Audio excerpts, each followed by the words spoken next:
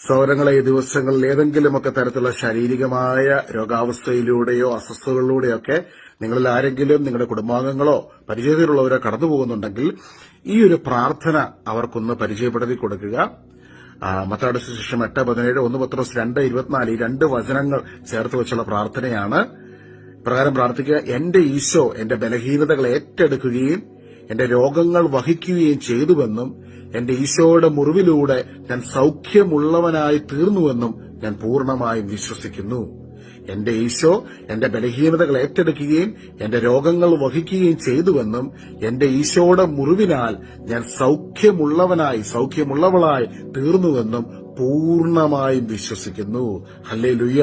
പ്രിയ സഹോദരങ്ങളെ, ഈശോയുടെ തിരുവിലാവിൽ നിന്നൊഴുകിയ തിരുരക്തത്തിന്റെ ശക്തി നമ്മുടെ ശരീരത്തിലെ ഓരോ ഭാഗങ്ങളിലേക്കും ഈ വചനഭാഗം ഉദ്ധരിച്ച് നമ്മൾ പ്രാർത്ഥിക്കുന്ന നിമിഷം കടന്നുവരും. കാരണം 1 കൊരിന്ത്യർ 12:27 പറയുന്നു, നിങ്ങൾ ക്രിസ്തുവിന്റെ ശരീരവും ഓരോരുത്തരും അതിന്റെ അവയവങ്ങളുമാണ്. നമ്മൾ ദൈവത്തിന്റെ ശരീരത്തിന്റെ അവയവങ്ങളാണ്. വിശ്വാസത്തോടെ നമ്മൾ ഈ പ്രാർത്ഥന ചൊല്ലുമ്പോൾ കർത്താവിന്റെ കുരിശിലെ പരിഹാരബലിയുടെ അവിടുത്തെ പൂർത്തീകരണ പ്രവൃത്തിയുടെ ശക്തി നമ്മുടെ ജീവിതത്തിലേക്ക് കടന്നുവരും. ഈശോ എല്ലാവരെയും ധാരാളമായി അനുഗ്രഹിക്കുമാറാകട്ടെ.